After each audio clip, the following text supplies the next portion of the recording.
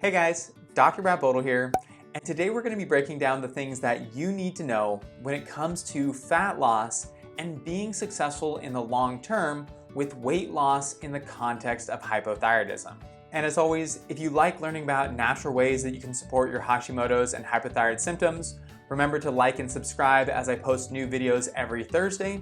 And if you're interested in working with me one-on-one, either in person or virtually, you can send me an email at any time at contact@seattlethyroidhelp.com. Now, the first thing that you need to be aware of when it comes to losing fat, and I should note that today is a little bit more of conceptual approaches to fat loss rather than exact techniques and strategies that we use in the practice.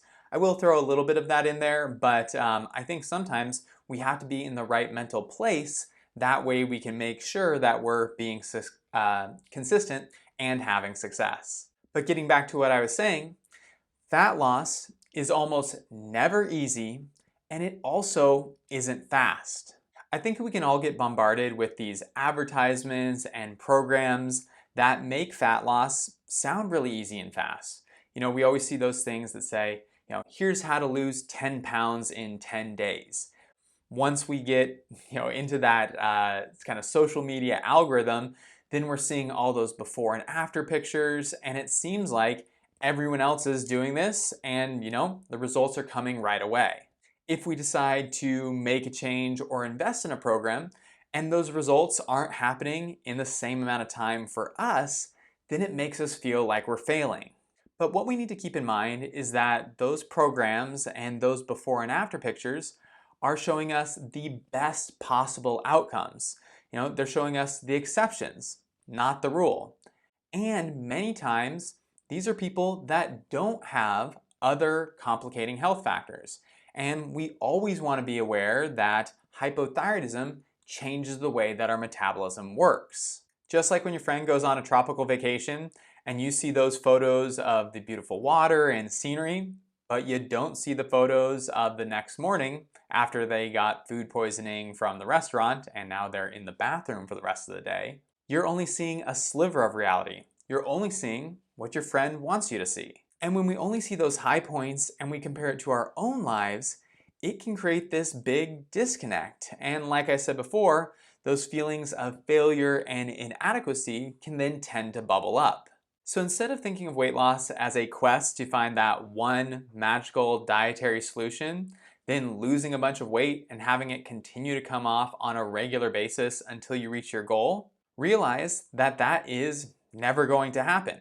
Now, I'm not saying that you can't lose weight, but that sort of, ideal magical response is fantasy land. And again, it's being used by these programs to market and get you invested in what they do. Instead, realize that finding the right nutritional approach for you is going to take some trial and error, and it will probably be a combination of a few different approaches.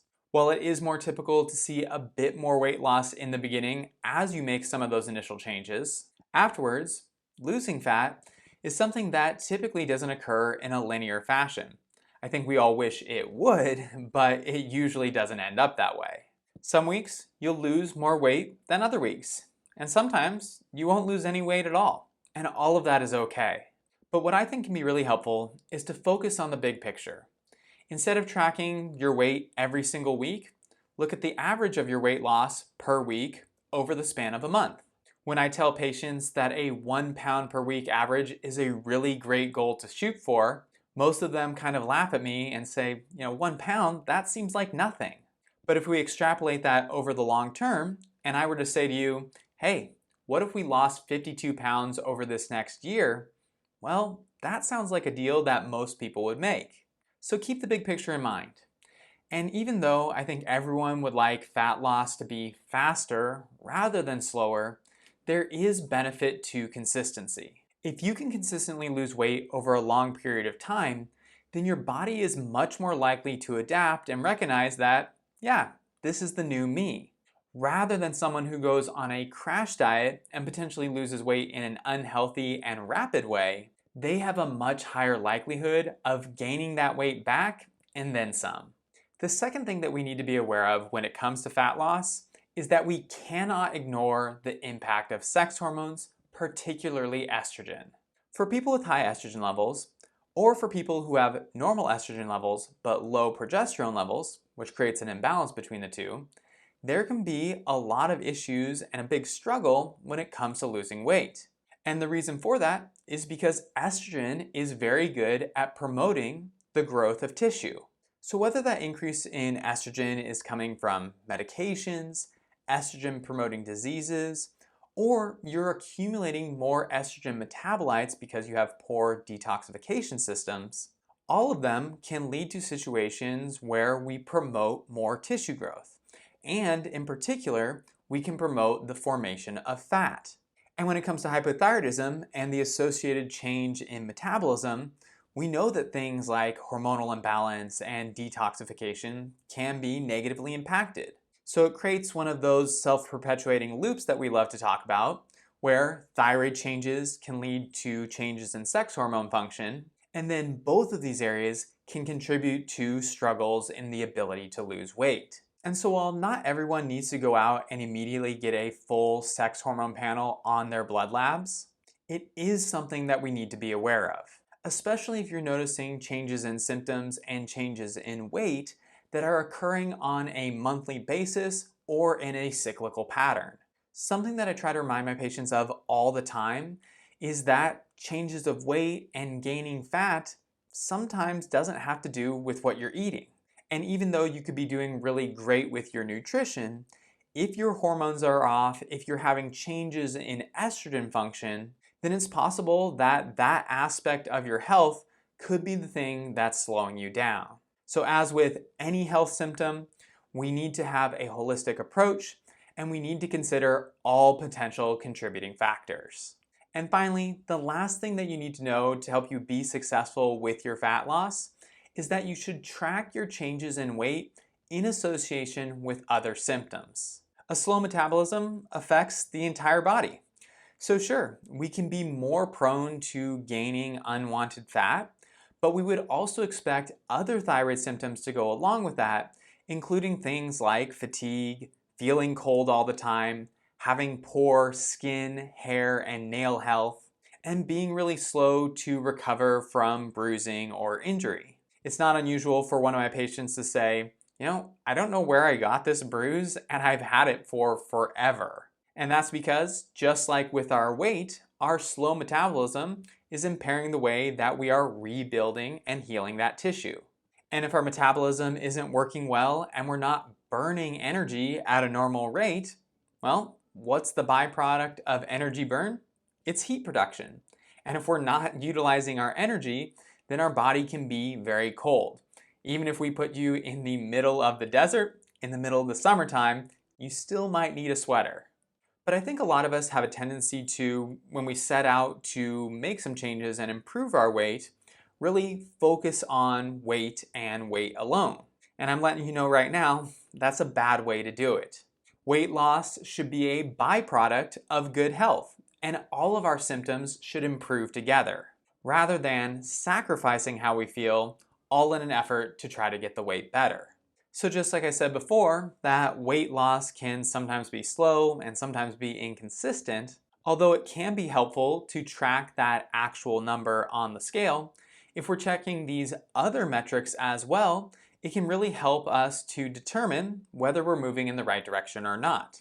So for example, let's say we had 2 weeks where the scale didn't change at all. But during that time, we were moving more, had better energy, were sleeping more consistently throughout the night, then those are all great indicators that we are improving, that we are getting better.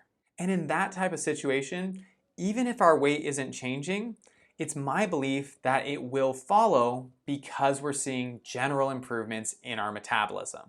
In addition to tracking those other health metrics, if we wanted to focus on something that was a little bit more specific to body composition, something that I like my patients to do is to, in addition to their weight, track measurements. The easiest one is to measure around your umbilicus or belly button level while you're lying down, and do that on a weekly basis or with about the same frequency that you're getting on the scale. So again, maybe the weight isn't changing for a few weeks, but if you're taking measurements and seeing improvements there, then it can give you confidence that you're doing the right things. And if we're going to have that long-term consistency that we talked about, we have to be able to make it through and ride through some of these lulls that are bound to happen. Having extra information and data points that we can refer to allows us to do that much more easily. But I hope that you liked today's video, and ideally it gave you some extra things to consider and think about. Not that there aren't enough things to think about already, but if this is an area of your health that you're working on. Of course, if you have any questions, you can always leave me a comment below, and I will make sure to get back to it. If you like the information but feel like you need more direct help and support, and you want to work with me one-on-one, either in person or virtually, you can start that process by sending an email to contact@seattlethyroidhelp.com, and if you qualify for a free consultation, my staff will help you to get scheduled. The consultations are absolutely no pressure. I just want to learn a little bit more about your health, help you to understand what I do and if I can help you with your goals, and if things feel like a good fit, we can move forward from there. If you feel like your doctor hasn't been listening to you, they only run the basic labs, and whenever you go in, they only increase or decrease your medication, and that really doesn't change how you feel, and you're wondering if there are other options out there, then I really encourage you to reach out. If you're not ready for the consultation, that's totally fine. And if you'd rather do some things on your own, you can check out any of my other videos. We've covered a lot of topics by this point, or you can grab either one of my free downloads. Links for that are in the description box below. But thanks for hanging out with me until the end of the video. I do hope that you found it useful and helpful. And if you're looking to learn more, remember you can always follow me on Instagram or Facebook, where I post daily information and strategies around natural thyroid support. But my name is Dr. Bodle. I hope that you guys have a great rest of your week, and I will see you in the next one.